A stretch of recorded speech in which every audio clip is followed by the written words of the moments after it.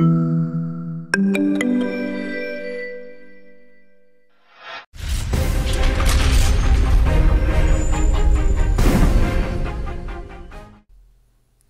guys, it's Jim, aka Armorama. Welcome to another World of Tanks video.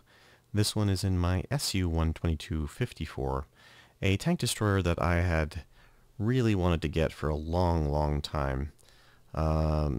One of the reasons I kind of went up this line was to get this tank destroyer, not the object, is it 263?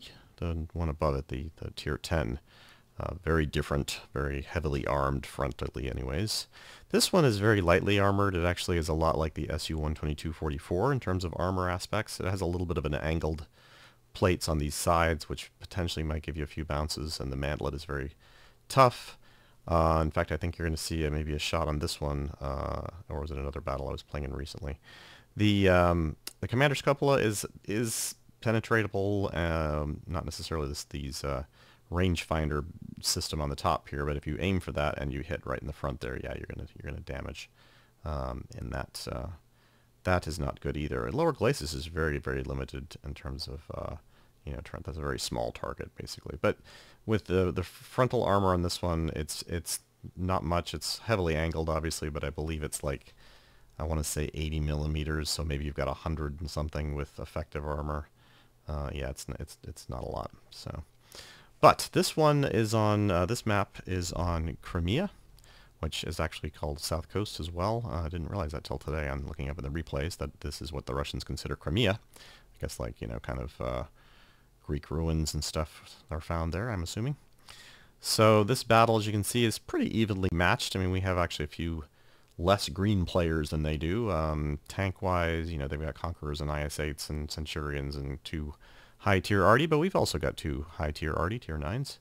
And we've got Centurion 7-1, a T-54, and myself, so we're kind of a little lighter than them on the heavies. Our heavies are more of the tier 8 variety.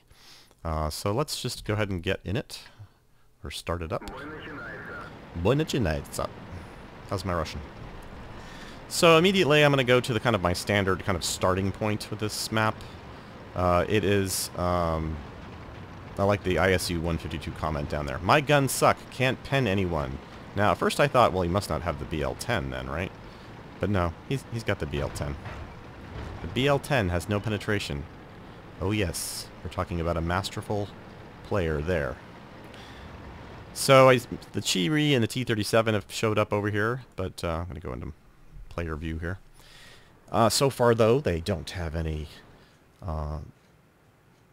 appreciable effect on this flank, and I'm kind of waiting here to see what heavies are going to show up on this side of the map.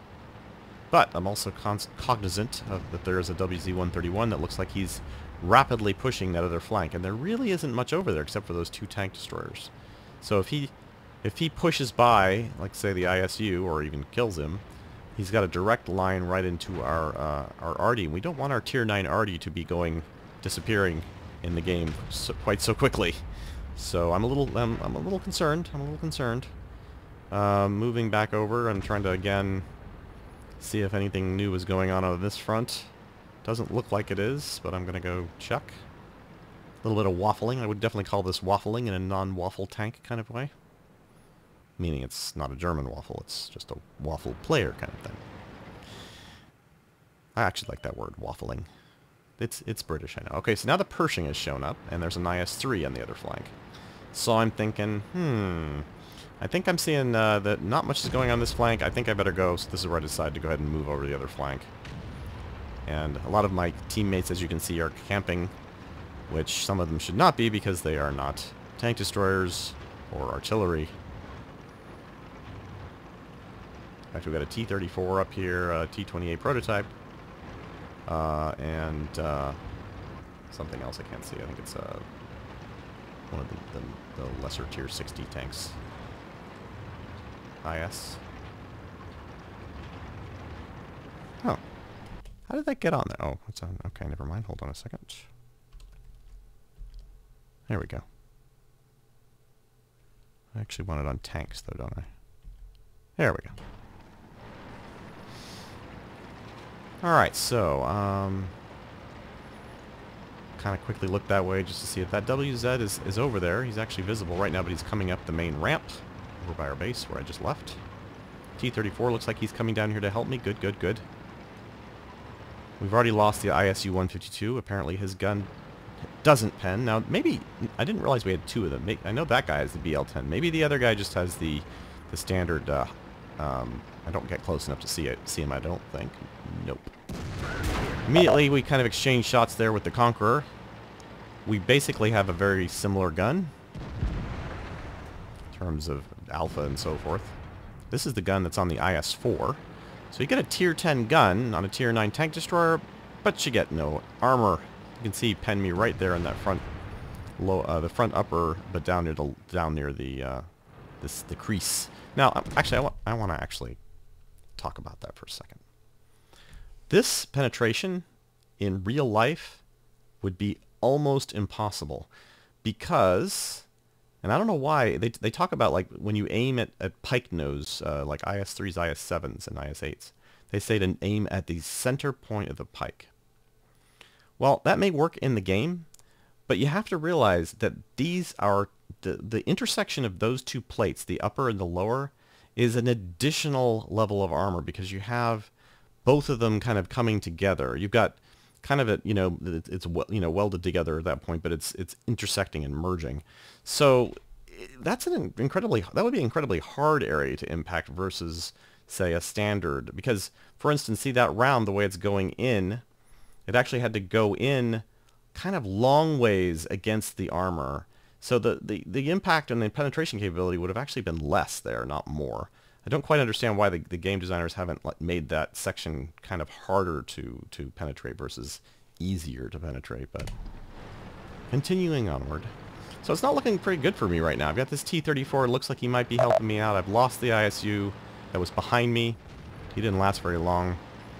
You can't last long against heavies if you're not using terrain, unless you have exceedingly good frontal armor. For instance, if I was in the tier 10 Soviet tank on the next line above this one. So now the Conqueror is trying to basically see if he can get a shot over this rock. He's not going to get that. The IS-3 is also angling for a shot. And since the IS-3 is really... He's not the bigger danger here, but he's certainly the easier target. I decided to kind of come out and try to shoot the IS-3. Oh, let me go back into my gun boom mode. There we go. He gave me a shot on his rear there. Now I'm reloading. And I don't think the Conqueror knows how long my reload is. It's pretty quick at 7.76 seconds. So, yeah. The trick with this tank is, A, try not to get in these situations where you're actually doing a frontline assault work, but if you are, use its mobility. And I am aiming for the IS-3 there, and I took out the IS-3, and I'm going to exchange that for 365 damage on myself. It's the IS-3 that actually hit me, and ultimately I guess I paid a bigger price because I got hit by the Conqueror as well. Now I come in tight here. I actually want to see this because I couldn't see it in game. I come in tight here, and you can see his gun is kind of laying on the top of my my top of my roof, which is very, very weak frontal armor. But let's see what happens here. See, he tried to shoot me right there. Maybe with heat, I'm not sure. Either that or it potentially bounces, because we take no damage from that shot. Knocked out my driver. I repaired my driver. Or repaired. I healed my driver.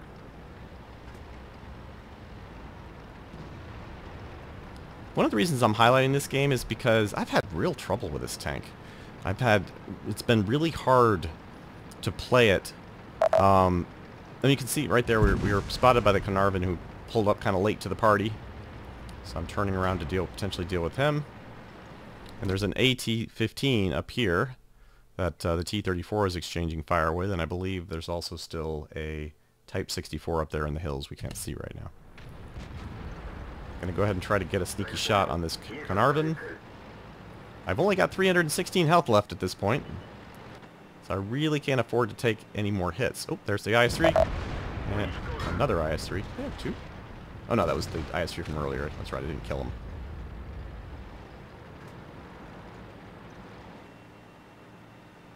Or was that the IS-8? Oh, that was the IS-8, sorry. I knew I killed the IS-3. I was like, why IS... No. Okay, so now I'm down to 61 health. Not necessarily good. Now I need to basically not be hit by anyone. You know, I could afford to take a small HE shot, by something that doesn't have very good HE. Okay, now I've used auto target here. I'm kind of waiting to see that the AT. I know the AT-15 is looking at him, but the T-49. But yeah, I was trying to use auto aim. I was going to come over and try to shoot him. He would have been a difficult target for most guns. Probably my gun would have penetrated his frontal armor. Missed a shot there on the T-Type 64 because I hit the fence. I'm letting the T-34 deal with that Carnarvon for the moment. Again, with this tank, you really have to use the mobility. And we got the Type. So that just leaves the Centurion, which is last seen way, way in the back. And not sure what just happened there. Because that guy was already dead, so was that the Arty firing? Must have been the T-28 prototype firing. Unless the Arty fired and hit right there. Why would they have done that? Don't know. Got some debate going on with the T-28 prototype on the enemy team. So as I rush around the map trying to get this last Centurion 7-1, I just wanted to talk about the tanks more. So yeah, this has been a tank destroyer, I should say. This has been I kind of expected him to be up here in the last known position, but he's not. This has been an incredibly tough tank to play and do well with. It can hide. It can act as a sniper. It wasn't designed to act as a sniper. It really was designed to be a maneuverable kind of assault TD. Unfortunately, the armor that it has, and maybe this was a problem just with the Russian design, and they're just carrying through the design, but the armor that it has for Tier 9 is wholly inadequate. I mean, I played this basically same armor configuration in the SU-122-54 at Tier 7. So, you know, at max, I see Tier 9s. This thing sees Tier 9s and Tier 10s, with essentially, other than the additional angled sections there on the front armor, basically, like I said, the same armor profile. Now, the gun is obviously massively better, and it doesn't fire faster, though. It actually fires a little slower than a good crew in the SU-122-44. But you know, this one has potential alpha output of like 400 per shot, so with very good penetration.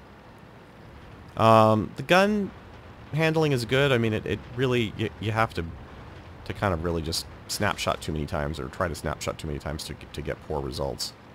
But it will do, you know, it will snapshot pretty well, actually. So just looking for this last Centurion 7-1. I think he finally shows up near our base.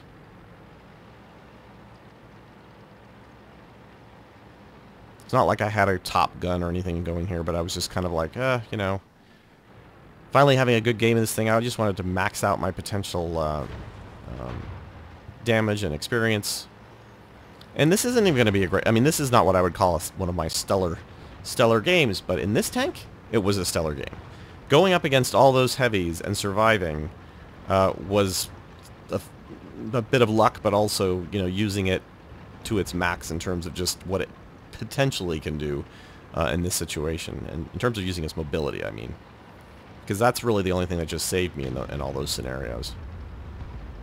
So he's knocked out one of the Arty, and I've gone ahead and auto aim just in case he comes around that corner and I can take a quick shot at him, but no, he hasn't. And then I've got I disable auto aim because I think he's going to come around this side.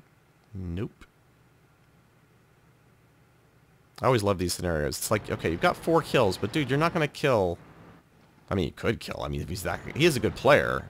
I mean, he's right, same range. So I hit him once there. So there we go. Got another 400 or so damage. Oh, I tried... Watch. Okay, pull it back, pull it back. Oh. I actually hit him there, but it must have hit track. So, oh well. Alright, so 12 hit points. I can do this. I'm 61, he's 12. Who's going to win this? Who's going to win this little draw?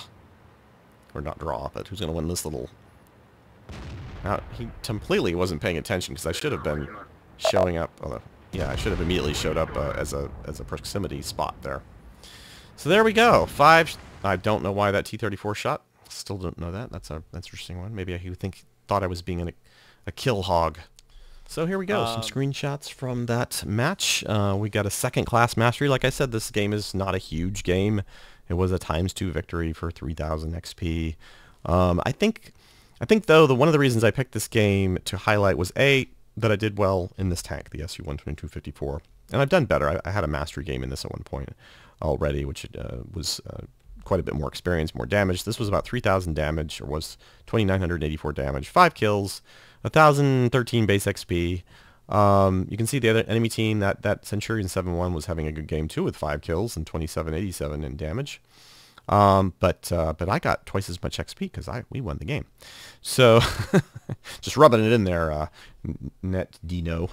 But again, one of the reasons I picked this out was simply because the waffling at the beginning, not going a specific direction, you can pretty much easily see what would have happened in that game had, say, I gone to the other flank, to the other side of the map, and been maybe going up. We may have capped. It's possible that I would have just quickly been able to move around. I'm not sure what was on the other side of the map there.